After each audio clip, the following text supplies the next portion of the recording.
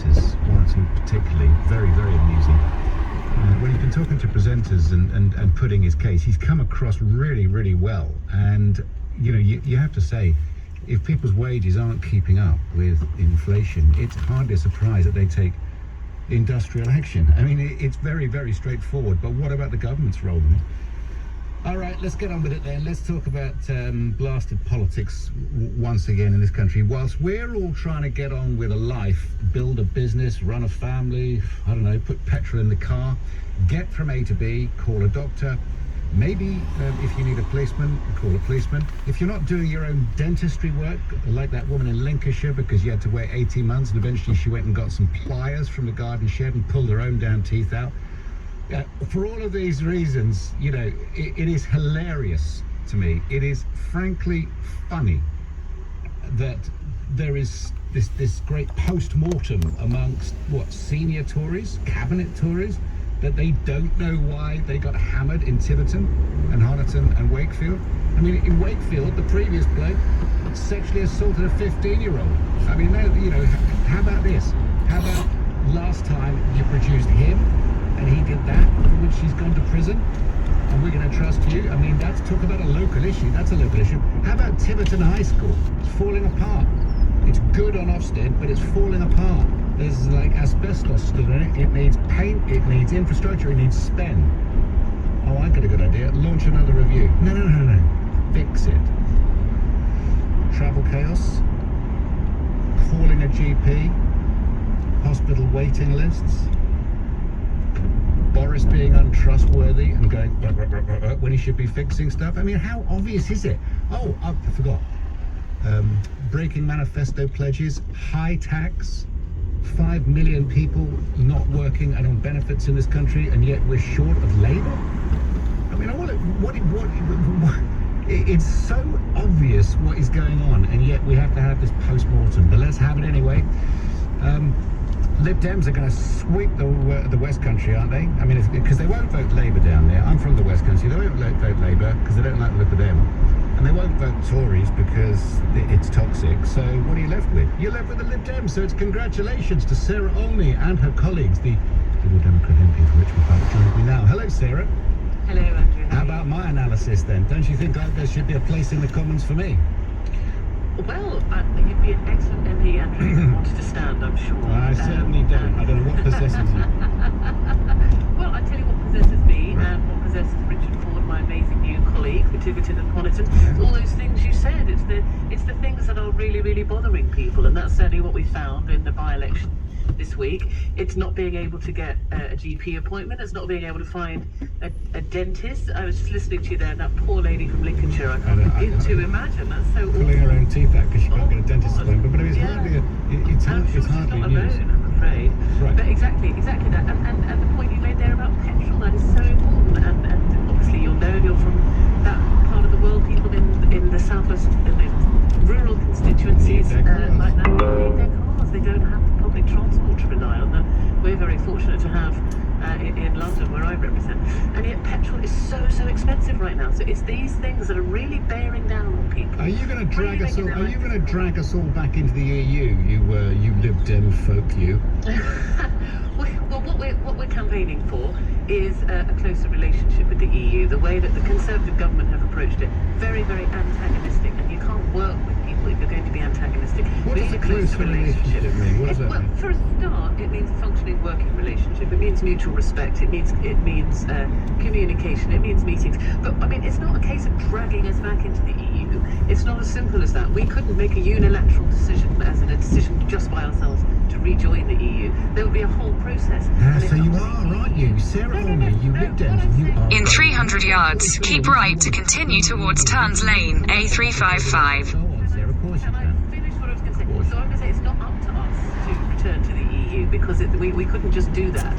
So what we would really like to be able to do is to rejoin the customs union, because that would remove a lot of the barriers, a lot of the paperwork we're seeing at the ports, a lot of Keep right. lorry tailbacks. But that's a process, and it's going to take a while. So it's not as if it's the first thing on the list. Were you at the meetings with senior Labour Party members to decide on an anti-Tory pact to keep them out of these two latest by-elections? I was not, because those meetings didn't happen. It's an absolute myth, and it's a myth being put around. In a quarter of a mile, at the roundabout, take the first exit onto the M4 slip road to London, Heathrow Airport. Honestly, it's so insulting. What happened in Tiverton and Honiton, and what happened in Wakefield? There's a lot of people wanting to send a message to this Tory government that they are sick of Boris Johnson principally, but sick of the lack of action on some of the issues that you were talking about at the beginning there. And you know, they looked at how things were in their constituency, and they cast their vote for the people who they thought were best placed to send that message. Sarah, thank you very much indeed for your time this morning. Sarah on the Liberal Democrat MP for Richmond Park. John Healy is with me, Labour MP for Wentworth and Durham, and Shadow Defence Secretary. John, good morning. Congratulations on the victory. In a quarter of a mile, merge onto M4. Thank you. Yeah, well, it would have been a disaster in a way if you hadn't won it back, considering that the previous guy's in prison for assaulting a child. So, you know, congratulations. Do you think they voted for you or against the Tories? They did both, and this has been a marginal seat for about 2 decades. So it was a tough campaign with a very good candidate. But what was significant about this result is we saw it based on a swing or a shift, if you like, of people from voting Conservative to Continue on M4 for 9 miles. For me, a strong endorsement of the leadership that Keir Starmer's offering, and a foundation for us now to kick on and prepare to fight a general election, so we can offer people a change of government when we face that general election over the next few months or a couple of years. It's been a long time since you won a by-election, some 10 years or so. So you know, that's great news. I mean, most of that time Jeremy Corbyn was in power, of course. Do you think people really are impressed with Sir Keir Starmer at the moment? Do you think? I mean, listen, at a local level, I don't know. I wasn't there. I don't know who was voting for what. But do you really think they're impressed with Sir Keir Starmer? Because we don't really know, as a general electorate, what you guys stand for or what he does. I was there. I live in South Yorkshire, so it's just 20 miles up the M1 in Wakefield, so I was there along. And it was indeed our best result since Corby 10 years ago when we won that seat from the Conservatives. And I think what people were really saying was that they've seen through Boris Johnson, they've largely given up on the Tories. The lack of trust they now see, partly as a result of this being a government that sets rules for us and doesn't follow it themselves, is they've lost faith in the government in being able to help them through the cost of living crisis. They've seen Labour, in contrast, making the argument, setting out the plans to help people through this period, just as we did with the proposal for the windfall tax to reduce energy costs. And so we see also Labour setting out big plans for an investment in climate change, in green tech and new jobs for the future. They see us still arguing that this is a government that should back off their rise in national insurance, which penalises working people at the time when the tax burden is at its highest, and we haven't seen inflation at 10% for 40 years. So it's a loss of faith in the Conservatives. It's looking now to Labour increasingly for the plans for the future. You've still got some things to deal with in the Labour Party, haven't you? There is still, on the one hand, as we try to characterise something very complicated and put it in fairly simple terms, you've got city-dwelling, educated, let's call it metropolitan elite. I know it's lazy, but let's do that.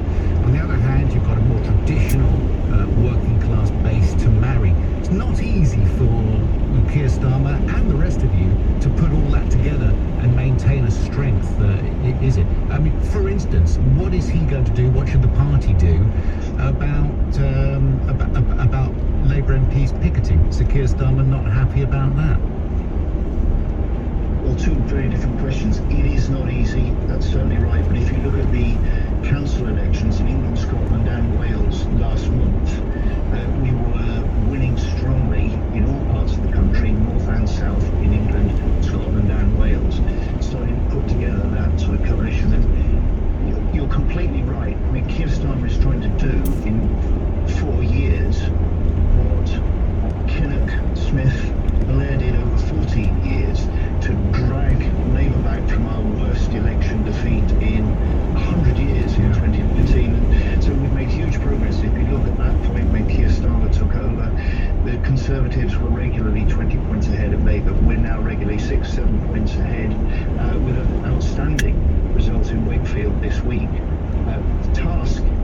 build on that now, to show people how this country would be different, it would be run in a different way, to different standards, with different values, if we had a Labour government in the future. Okay, and should Keir Starmer come out and say the Rwanda plan is unethical, unworkable? What do you want him to say? We said from the start, this is not a serious policy. It's unethical, it's unworkable. Britain's already given Rwanda £120 million, with much more to come, and not a single migrant has been taken to Rwanda. The serious, I think, criticism is that this is Britain ducking its own responsibilities. We've had a massive backlog built up in the system of processing migrant applications, which the government could but won't sort out. We've got a problem with our relationships with France and Belgium, the countries in which we need to work with to stop the smuggling gangs that are bringing people across the channel. And we need to restore the agreement and the ability, as we had before, to be able to return migrants who have no right to come here as refugees back to countries in Europe. Last question, just reverting back to what we're talking about this hour, the aftermath of the two elections, one of which you won, one you didn't. You won in Wakefield. Do you want, in a way, just from a purely practical point of view, as well as maximising your chances of getting into power, surely don't you want Boris Johnson to stay in power? Even if you want the rest of the country and you think he's a madman, don't you want him to stay in power, because having a weak opposition gives you the possibility of gaining superiority? No, you can't be an elected member of Parliament and with a life committed to public service and see a government led by a man like this unable to get to grips with the problems that people are facing. And I lead for Labour on Defence now. I deal with ambassadors and leaders of other countries, and they look at Britain partly as a joke. They call us the party island, but more importantly, they look at Britain and say, this is a government, this is a Prime Minister who we can't trust, and it really isn't worth our while trying to strike international agreements and treaties, because he'll back off the ones that he's agreed. And so Boris Johnson is really bad for Britain at the moment, and people in Britain deserve better. All right, well, listen, thank you very much indeed for your time this morning. John Healy, Labour MP for Wentworth and Shadow Defence Secretary. 7:16 is the time. Getting more reaction to the by-election results with Telegraph columnist Rob Wilson in just a second. And I think it's a big step backwards. I've always believed in a woman's right to choose, and I stick to that view, and that's why the UK has the laws that it does. The Prime Minister, of course, reacting to news that millions of women in the United States will lose the constitutional right to abortion after the Supreme Court overturned its 50-year-old. I mean, Roe versus Wade is so basic, fundamental, and something that I just cannot believe it's been overturned. But then you look at the makeup of the Supreme Court. Anyway, we'll talk about all of that. We'll be joined by founder director of Shout for Abortion, Amelia Bono, after the news with Amelia Cox. 13 US states have banned abortions immediately following yesterday's landmark Supreme Court ruling. Rail bosses are telling people not to travel during a third day of strikes this week, and a suspect has been arrested after 2 people were killed and more than a dozen injured in a mass shooting in Norway. The weather breezy with sunny spells and scattered showers, possibly thundery in places. Northern Ireland will be cloudier with longer spells of rain in western areas, a high of 21 degrees. LBC Travel Line, Dave Chorner. Due to industrial strike action, there will be a limited service running today across the tubes and the trains. For example, the Bakerloo line has no service between Queen's Park and Harrow and Willesden, while the Central line has severe delays. And looking on the roads in West London, the South Circular is closed in both directions this weekend, from Kew Bridge to the Chiswick roundabout, while on the North Circular, one lane's closed westbound in Barnet at the Colney Hatch interchange because of an accident. In Hounslow, the Groves Road and Staines Road are closed from Hospital Road to Bell Road. It's all because of a police incident that occurred overnight. And on the A13 eastbound in Dagenham, one lane. In 2 miles, at junction 3, take the A312 exit to Harrow, Hayes. The world is at an imbalance. Technology has turned people into products. It has served us, but it has also harmed us. We believe it doesn't have to be this way. We've created a platform where we hope people feel loved, valued and empowered, and where you are paid every time you watch an ad. This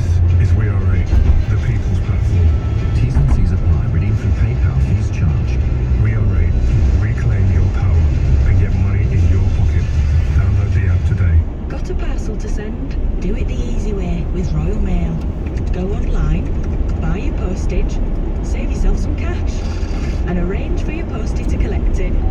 Don't worry if you can't print your label. Your helpful postie can bring that for you. They'd love to stay and chat too, but, you know, parcels don't collect themselves. Click, save, we collect. Visit send.royalmail.com. Savings based on online parcel prices compared to over-the-counter prices. Exclusions apply. Did you know that Volkswagen have agreed to a payment of £193 million to affected diesel drivers in a first-of-its-kind UK settlement? At My Diesel Claim, we're handling claims against numerous vehicle manufacturers and represent over 600,000 drivers who have already started their claim.